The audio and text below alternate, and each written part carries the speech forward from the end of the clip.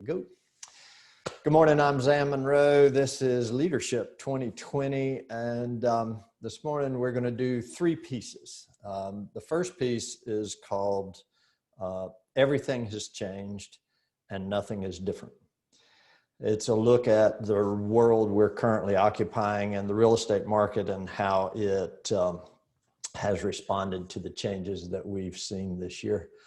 The second part of this is going to be an invitation to leadership and why you should be in leadership in your local association more now than ever. And I have been in the real estate industry now for 35 years.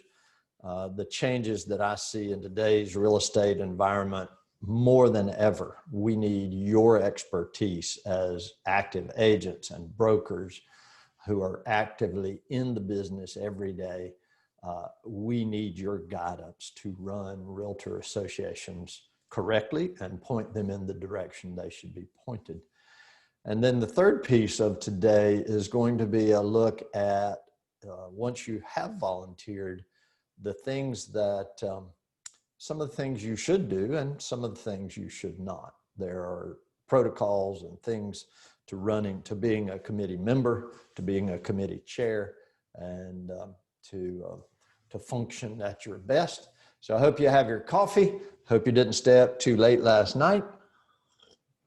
And we will, let's get started. I'm going to share some screens. Let's do a little housekeeping. I'm going to share a screen with you, and then I want you to adjust your screen. So on your screen now, you see the slide that I have posted, and then probably my video box is going into itty bitty mode. I'm going to invite you to reach beside the video box, slide that slide bar to the left, expand your video. So I'm pretty much half the screen, and then the PowerPoint, the graphics that we have up on the screen are the other half. I will come and go through graphics. About half the time I'll have a graphic up on the screen, but I don't want you to lose the video image. Do not hesitate to send any questions you have in the chat box. So with no further ado, let's get going. Everything has changed. Nothing is different. We have experienced a world in 2020 that is dramatically different than any world I could have ever imagined. And in preparation for this presentation this morning, I look back at some of the trends presentations I did in January. I did a large event here in Fayetteville called the State of the Real Estate Market with Dr. Lawrence Yoon. That was done in January. And then in January, I went to Jacksonville, Florida, and did a huge event for, they have a bar camp down there where about 2,000 agents show up every year. And I look back through what I presented and the trends I was talking about and the predictions that I made for the future of real estate. And let me tell you something about predictions. They're extremely difficult, especially when they involve the future. And none of the things I talked about are relevant today in our discussion. Everything's changed. Businesses are closed. I have an economic report here that of high-end restaurants. Let me see if I can find that for you. High-end restaurants are closing at a record pace. And we have businesses closed by government order. We have other businesses struggling. We've been through riots in the street, burning of buildings, looting. We have experienced the highest unemployment since the Depression. All the economists said this will be a V-shaped recession. It will plummet down and spring right back, and we're already seeing those type responses. COVID, the world's first pandemic, and then wearing masks and not being able to see your smile. Everything's changed. Now, if that's what you want to focus on as a leader, if that's what you want to focus on, then your world has been changed forever. I choose not to participate because here's what I know. Nothing is different. In just a minute, we're going to take a look at the real estate statistics. And I want to impress upon you the power of our industry. When all others were failing, we were screaming for the right to work. We're independent contractors. We don't like sitting at home waiting for someone to give us permission to run our business. So realtors found the way. And our industry drives the U.S. economy. On a good year, on a normal year, real estate is about 19% of the U.S. gross domestic product. That would be real estate, home building, mortgage. That industry is 19% of the world's largest economy. You, us, the real estate industry. But it's deeper than that. The real estate industry changes people's lives forever. When you find a young couple with a small child, their first home, and you put them on the path of home ownership, building equity in that home, making monthly payments, learning the discipline necessary to be a homeowner, you have put their feet on the path to be a financial success later in life. One of the other things that realtors do is you connect with other humans on a personal level like no other industry. Bankers stay in their bank. Your stockbroker is just a phone call away. But realtors come into your life. And when we come into someone's life, if we maintain that relationship, they send us business for the rest of our career. I got a firsthand example of this when I was a young agent. I was working for a builder and they placed me in a new homes neighborhood.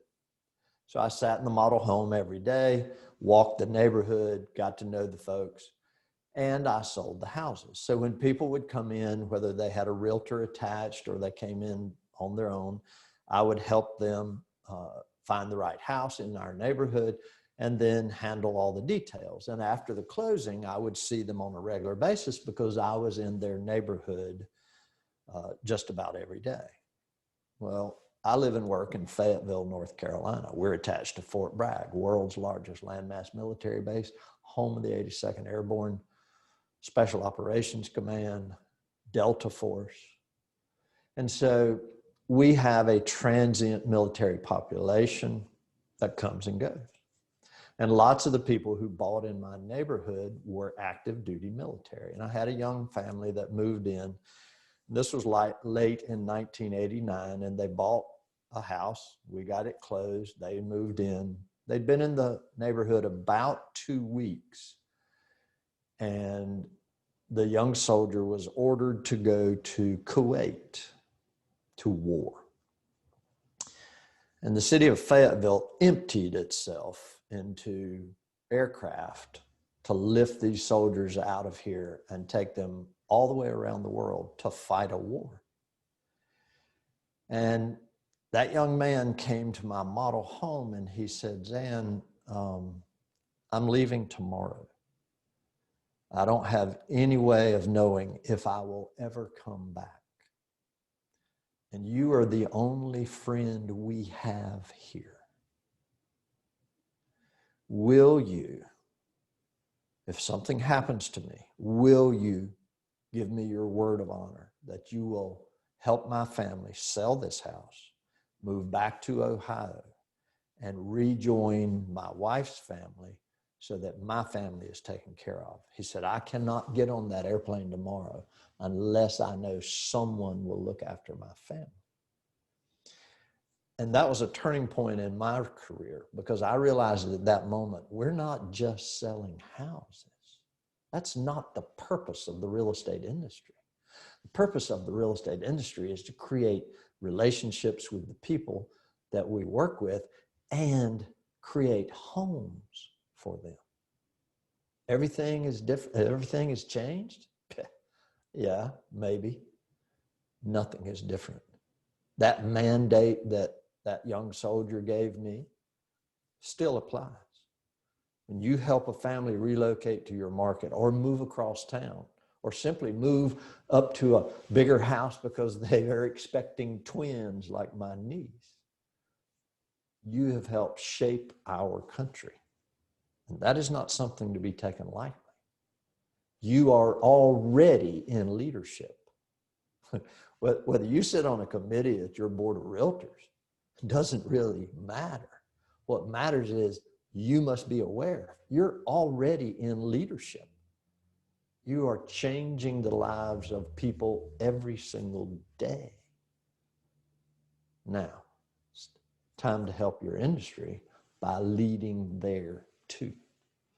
So let's take a look at how the world is still as it should be. Nothing is different.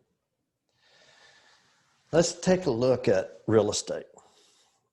Real estate is a local phenomenon. We've been told this before, but we forget it from time to time, because there are so many national players in the real estate industry now that it can be fixed with an app. It can be fixed with a piece of software. Just before we started, I was talking to one of our great agents here, and we were talking about the fact that all real estate is local, hyper local even. The road that's in front of this office, if you drive that way and you turn right, the price just went up. And if you turn left, the price goes down, just like that. Real estate is extremely a local phenomenon. The consumer today is demanding that we become trusted advisors, and they are in desperate need of our advice. Now, part of the problem is our industry is constantly turning over. Our research shows that 45% of new agents will not survive their first 3 years. 45% of new agents entering our industry will not make it. And part of the reason is their educational needs, their skill set, their belief system is not being fulfilled by our industry. We bring them in, we throw software at them, and we assume they know how to run their business. But think about this. The real estate industry is the world's largest entrepreneurial base. Stay with me here. 1.4 million realtors who have chosen to open their own business, to become independent contractors, have chosen this as a lifestyle. It is the world's largest new business incubator. And yet as an industry, we don't help those new people overcome the obstacles that they need. So you're sitting out there listening to this and you're saying, well, I'm a brand new agent. I shouldn't be in leadership because I don't know enough. Oh, yes, you should. And here's why. As a brand new agent, we need you in leadership. We need you on the education committee. We need you to give us feedback on what is worrying you, what you didn't understand before you got here, and what you need in your first year. And the reason we need that is so we can help others succeed, because that's what your local Realtors Association is all about. We need to become better at being trusted advisors. The real estate industry has always been this way. And actually, every industry I've ever studied, the Pareto principle or the 80-20 rule applies. 20% of the agents in our industry sell 80% of the houses. Here, let me help you out with this.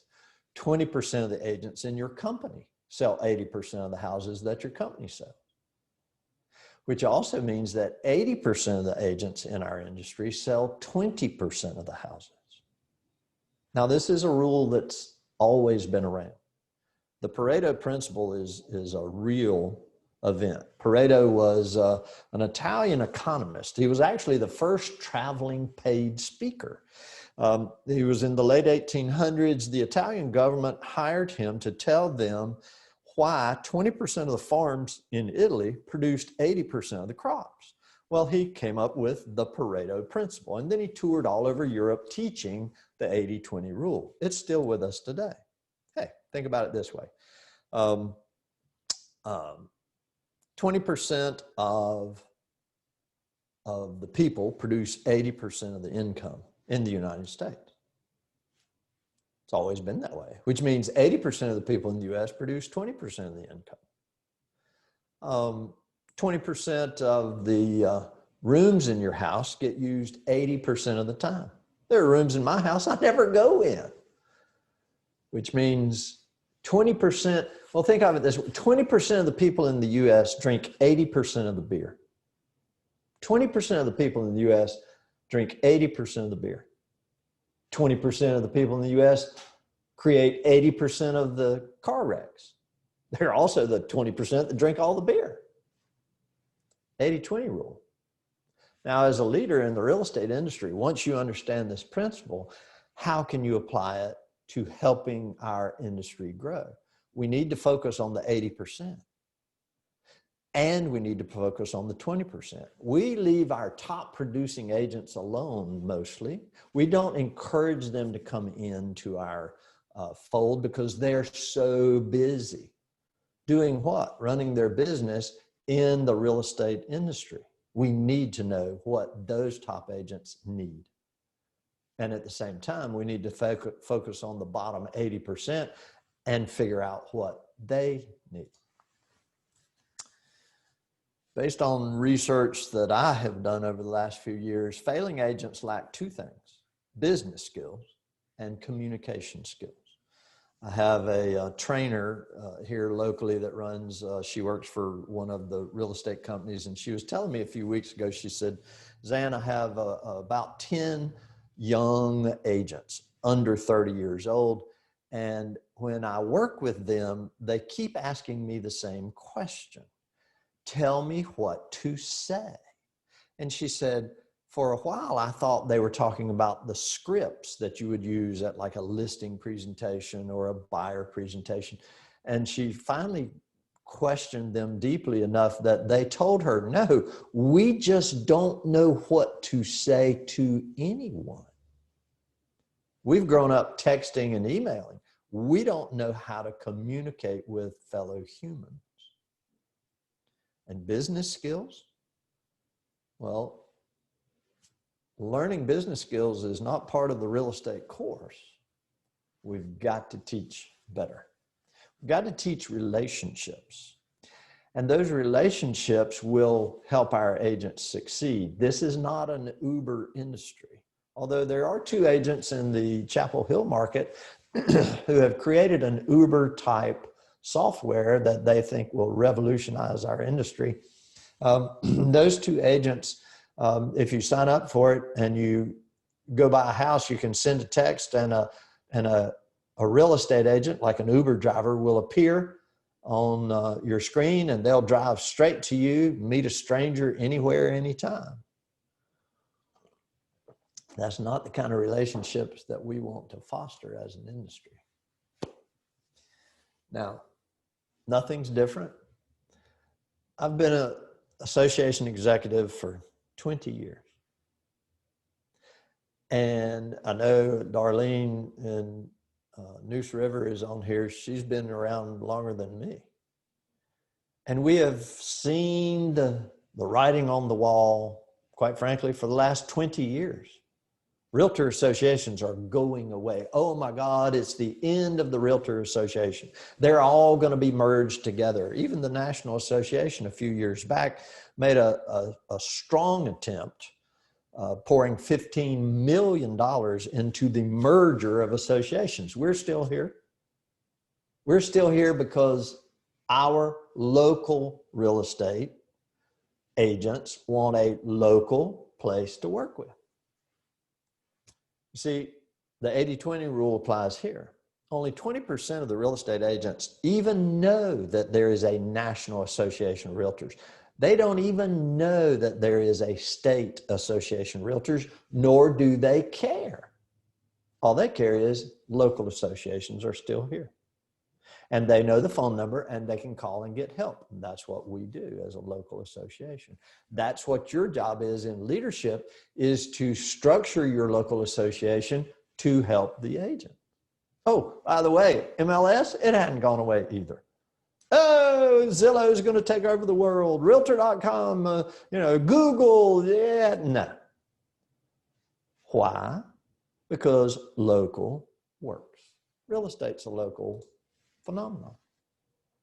Another trend that we see in the industry, big companies are getting bigger. Oh yes, big companies are getting bigger. Over the last 10 years, mergers, acquisitions, the big are getting bigger. Oh, and small companies are flourishing because they become small market experts. It's the difference between Walmart and your local hardware store. So I'm not saying good or bad, big or small, doesn't really matter. This is a trend. If you're in leadership, you need to understand the trend and act on it. If your bigger companies are getting bigger, which means they have more agents, then the shift of agents moving to bigger companies, the shift of consumers using those big companies is a trend. Then we need to address it as a leader. You can't bury your head in the sand and go, well, y'all don't like small companies. Y'all don't like big. No, we lead all. Lowest interest rates in history? Are you kidding me? You can lock in a 30-year fixed rate mortgage for 3%. We've touched 2.7. 30-year fix. Now, I've been around the block a time or two. I'm not a spring chicken. And the truth is, in my lifetime, 3% interest rates? Think about it this way. I don't care what the government tells you about inflation, prices constantly rise. The government says it's somewhere around the 2% range. All right, so if you want to believe that, great. All inflation has to do is tick up 1%, and I've borrowed money at inflation rates.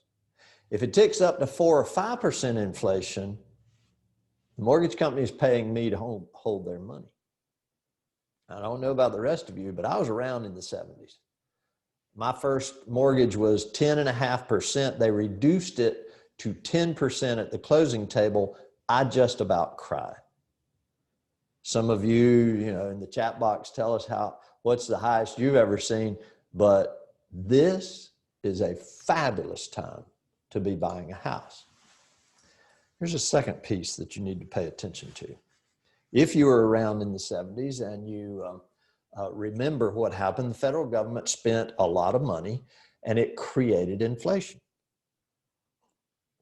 Well, guess what the government has done in 2020? They've spent somewhere in the $8 to $10 trillion. Now, $1 trillion is 1 million millions.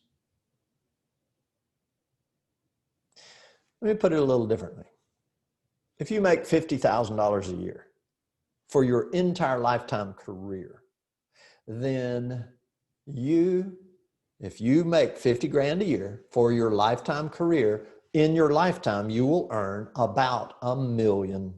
So one lifetime of earning in the United States today is $1 million. When you spend when you spend $1 trillion, you've spent 1 million people's lifetime earnings. When you do that 10 times, you've done 10 million people's lifetime earnings spent in 1 year. According to Dr. Lawrence Yun, chief economist for NAR, that's got to produce inflation. Now, he says not right away. He says, because we've become a world economy and the world uses dollars to fund itself, there's lots of US dollars scattered throughout the world. It's going to take time for us to flood that market. But his prediction, not mine, 4 to 5 years from now, you should see inflation tick up. Well, let me ask you this. If you knew that you could borrow money for 30 years at 3%, and you knew inflation was coming, and if inflation comes, what is the greatest place your money should be? It should be in gold or real estate, hard currency. And I tried gold in the 1970s, and it was not the way to go. Don't do that. If you knew interest rates were the lowest they'd ever been, and inflation was coming, where would you put your money? You'd put them in real estate. Ladies and gentlemen, we're sitting on top of the perfect storm. The reason the real estate markets have exploded this year is not COVID. It's the greatest opportunity Americans have ever had to buy housing. Let me tell you what else is driving this economy. Job growth. Before COVID, we had the lowest, let me rephrase, we had the highest employment rate, hear the word, the highest employment rate in the history of our country. We had a negative unemployment rate at one point. And I still see jobs open everywhere. Jobs drive housing. We need to teach this to our local governments and our local leaders. Jobs drive housing. For every 2 jobs, this is according to the economist from National Home Builders, Dr. Lawrence Yoon, our economist at NAR, several others I've asked. For every 2 jobs created in your market, you need 1 new living unit. For every 2 jobs you can create, you need 1 new living unit. And with COVID and the trends that are going on this year, we're relocating out of cities. We're already beginning to have reports of people buying out of the city back into the suburbs. The second home market, which if you're on the coast of North Carolina, the second home market, from every anecdotal story I've been told, is just screaming. And a home office, oh my God, if you don't have one, get one, because everybody needs one. We're all zooming around the world now.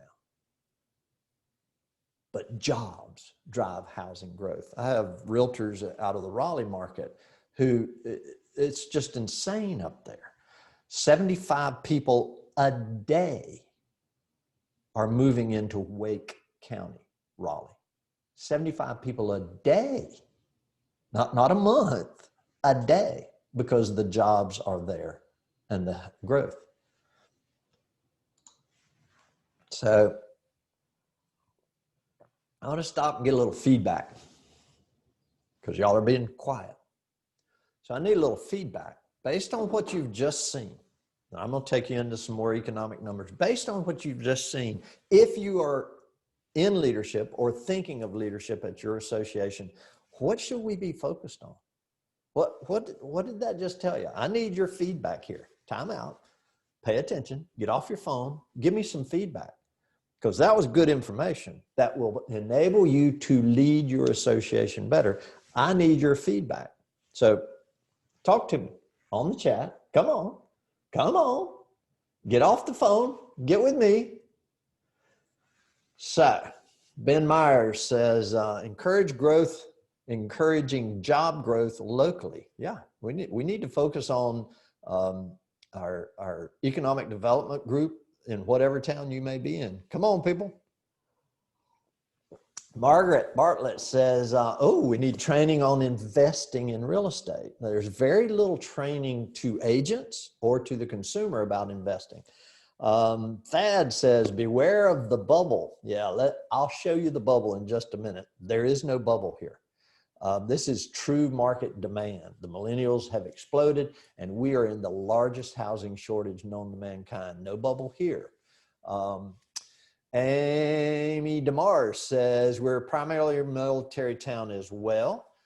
Encouraging the military members to learn about investing in real estate portfolio. Absolutely. I have a nephew who's in the U.S. military. He owns 2 houses that are rental properties, one in Seattle, one in North Carolina. He's smart enough to have done that. Michael, hey, Michael, good morning. If you don't change to all panelists and attendees, only Zane can see your comments. whatever that meant. LaShonda says more education for new realtors. I like that. Michael, good morning, buddy. Robin Pond, I believe we need to push educational certifications geared towards the real estate business.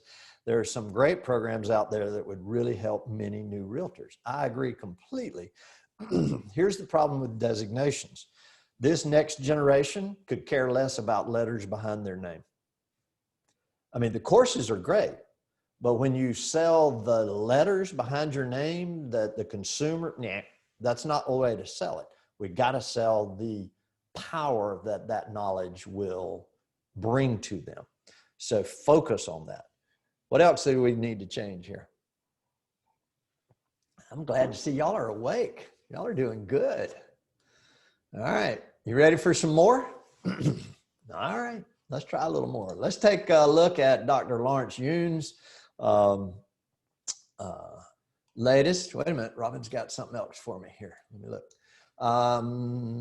Nope. That was all. So let's take a look. Let's see if I've got this up.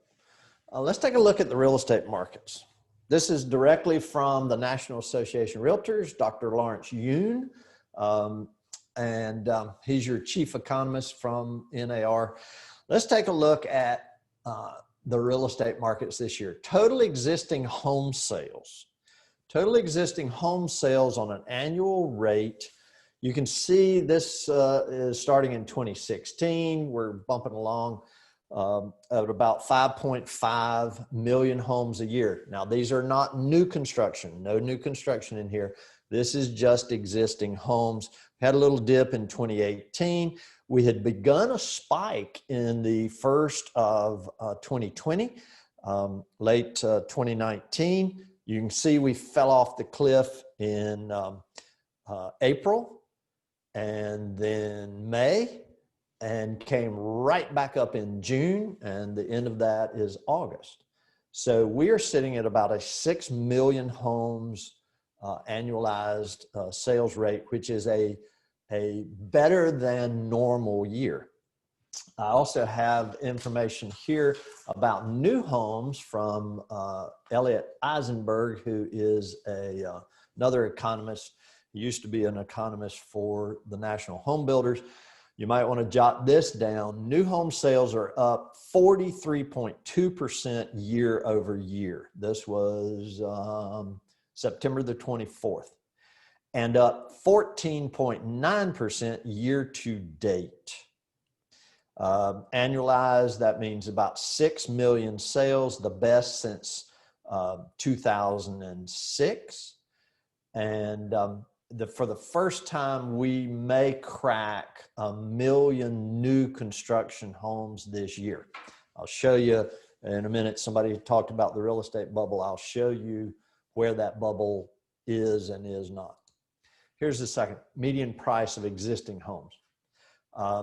In 2016, the median price of an existing home was $250. Today, it's closer to 300. Let me give you the exact numbers if I can find them here. Yeah, Dr. Lawrence Yoon. I'll just read you from Dr. Yoon's report. Home prices have outpaced broader consumer inflation over the past decade. From 2010 to mid-2020, from 2010 to 2020, the median home price rose 61%. Today, it sits at $295,300. That's the median, which means half of the homes sold in the United States are more expensive and half are less. Steadily shrinking supply coupled with steadily rising demand as the millennials emerge from their cocoons and get married and have children means that we have a huge demand. Awesome power of low mortgage rates hit an all-time low in July, may fall even further. Home prices are setting new highs. The rate of home sales is poised to surpass 2019. He's always conservative. I think we already have. which mortgage rates are low. The desire for a larger home in the suburbs or further out in more affordable, smaller towns. Many workers continue to work from home, so the exodus from cities will lead to a demand for housing that can accommodate a home office or two. My wife will not allow me to share the home office with her. She put me over the garage as far away from her office as she possibly could. 2010 to 2020, oh, I had it on the screen for you, I forgot. Existing home sales, median price is up 61%. Is real estate a good investment? Yes, it is. Existing home sales, median price, percent change year over year. We just talked about that from August of 2019 to August of 2020. Let's see, we had a, do I have the exact number for that time frame? I don't think I do, but I think it's, was it 14% price change from this year to, or from last year to this? And then this is always interesting to see the trends in the market. Everything has changed. Nothing's different. The first column, the dark red block that says 33, first-time home buyers, percentage of sales, about a third of all sales are first-time home buyers. The dark red is August of 2020. The pink is August of 2019. We have more first-time home buyers in the market in 2020 than we did a year ago. Investor sales are pretty similar. We have 14% of all homes being sold to investors. Now, let me put a footnote there because the news media loves to talk about institutional investors. Wall Street is buying up all the houses in the United States. Steve Murray at Real Trends in Denver, Colorado keeps up with that. And the vast majority of homes, the 80-20 rule again, 80% of the homes that are sold to investors are sold to a family unit, husband and wife, who want to buy one or two investment properties in their local town. Cash sales, a little bit less than last year, but still 18-19% of all sales are cash. Distressed sales vanished off the marketplace, 1%. There are no distressed sales, but look at days on the market. This year, the average days on the market is 22 days compared to 31 days from last year. And 10 days doesn't sound like a lot until you start looking around your market and realize houses are flying off the shelf as fast as they come. If you're trying to keep up with all this, I'm recording it so you'll get it back if you wanted to. Existing home sales by region. The South is doing quite well. 43% of all homes are sold in the South, 12% in the Northeast, 21% in the West, 24% in the Midwest. People are migrating into the southern part of our United States. Housing supply, which I keep up with on a regular basis, this is at the national level. So the green line is condos and co-ops, and that is a month's supply. The red line is single family housing month supply, and the blue line is the national month supply of all housing. So a balanced real estate market is a 6-month supply. That means enough houses are coming on the market, enough buyers are in the market that the market has reached equilibrium. And all markets, whether it's real estate or car sales, they will all reach equilibrium as long as they are left without government interference or some undue stress being applied on the market. Housing is real simple. A 6-month supply is a balanced market. Right now, nationwide, the blue line, we're a little bit under 4 months supply. We're in a screaming seller's market. Prices should be rising 5 to 7% a year because of the lack of supply of houses. Supply and demand sets the price. Some markets are having problems because the appraisers will not justify the high demand. Other markets are not, just depends on where you're looking. We are in a housing shortage. We've been here before. In the years 2000 to 2005, we were in a huge housing market. There was a bubble because that was a false market. That market between 2000 and 2005 was caused by Congress. Congress, the president at the time, wanted more people to own homes. He went to Congress to lower the barriers to home ownership. Congress went to Fannie Mae and Freddie Mac. They lowered the barriers to borrowing money. The mortgage companies then had flooded with money. Anybody could get a loan. Even your dog with a note in his mouth could get a loan. And so we blew up the real estate market. That took us another 5 years to recover. And about 2006, 07, it almost broke our financial back nationwide. We smoothed out.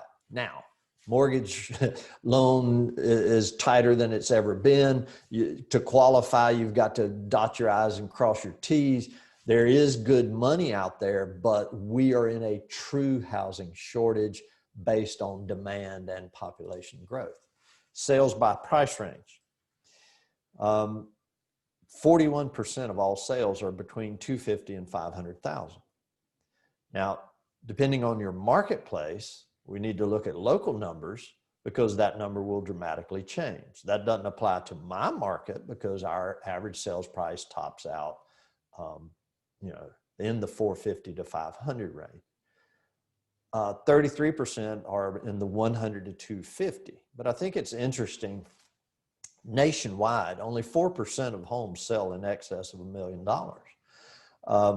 And 6% sell underneath $100,000. So the vast majority of homes are sold in the 250 to 500 range. Now, the question came up about the bubble.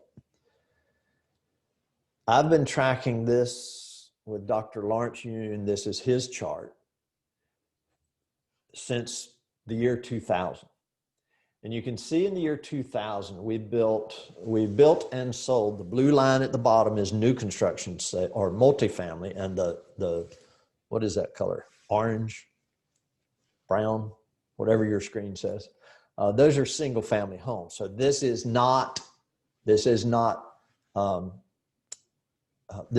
U.S. housing starts for new construction starts. In the year 2000, we started 1.5 million homes, which means we took out permits and started building them. That built up because of demand through 2005. Crash came in 2006 and 7. Look at the bottom in 08. Oh my God, in 9, 10, 12, 13, 14. That black line across your screen is demand for housing in the United States. That is a population and tear down line, which means, according to The Economist, we tear down 350,000 living units in the United States every single year. We demolish 350,000 homes, apartments, condos. Every year we tear them down. So we have to build them back. Well, look at 2009. In 2009, we barely built 500,000 houses, which means we tore down 350. And so the population continues to grow. Millennials are the biggest bubble in our population since the baby boomers, who would be me. And they're pouring out into the marketplace with children needing housing. So look at the deficit of housing. According to 2 different economists that I follow, the United States is 5 to 6 million homes short. There's not enough housing. New construction shortage is created by several things. First is labor. We're sending all our kids to college, get a good job, wear a tie, go work on a computer. No one is sending their kids into the construction business. Entry-level construction pay in the United States right today is $25 an hour starting. All you have to do is bring a hammer to the job site. You get 25 bucks an hour. Just bring a hammer, show up, have a driver's license. You can earn that kind of money. Let me put a footnote here while we're talking one-on-one. You want your kids to make a lot of money? Get them into the construction business. Get them into heating and cooling, plumbing, wiring, all those not glamorous jobs. Because 20 years from now, no one is going to be out there that'll fix your heating and air or fix your plumbing. That job is going to pay big bucks. Here's the second thing. Every local municipality, and I know, Darlene, you're the mayor of Trenton, but every town, every burg, every community is restricting growth. Well, let me rephrase that. For the last 20, 30 years, local governments have been restricting growth. And now we are beginning to realize we have a housing shortage. And so cities like San Francisco this year said it is taking way too long to get approval for new neighborhoods. So they put an onus on their city council. So if the city council of San Francisco doesn't approve your plans within X amount of days, it's automatically approved. 2 cities in the state of North Carolina, we just discovered, have basically eliminated restrictions to residential development. If it's zoned any kind of residential, you can build anything there. We're in a shortage. Material costs gone through the roof. We don't have a shortage in materials in the United States. I flew on an airplane into Portland, Oregon years ago, and the guy in the seat beside me was a forestry expert. He was going out there to survey the great forests in the state of Oregon. I asked him about lumber shortages, and he said, there's enough lumber in Oregon, no other state, just the state of Oregon, to build every house the United States would need for 20 years. Cut them all. Build anything you want. Oh my God, you can't cut down trees. Well, that drives up material costs. The cost of materials added to development restrictions and labor shortages creates a higher price houses. It's the perfect storm. We're sitting in the perfect storm. Low inventory, low interest rates, high demand for new housing, huge millennial population ready for a home because they're having that baby. Baby boomers looking for the second home. It's the perfect storm. So, yeah, Darlene, I knew. See, Darlene gets it. But Darlene, you are an exception to the rule because you live and work in the real estate industry and you understand the power of housing. A vast majority of elected officials have no clue. So let me go back and see what chats occurred while I was off rambling for a bit. Elizabeth Belk says, be prepared for the consumer's needs will help sell more homes. Be prepared to help consumers. They need our help more than ever to sell their homes. Absolutely. So all of this being said, we need to take a little break. So we're going to take a 10-minute break.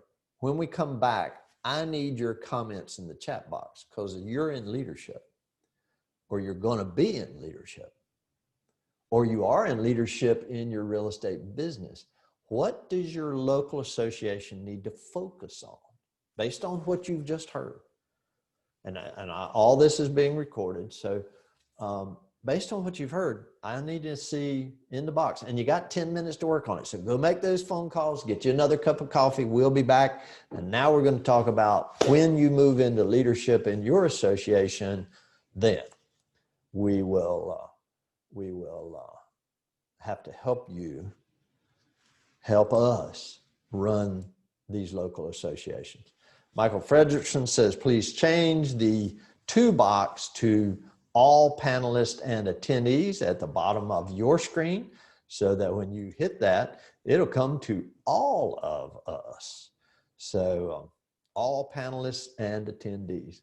I will be back in 10. Don't go away. Hope you've enjoyed this. Bye. Don't go away. Be back in 10.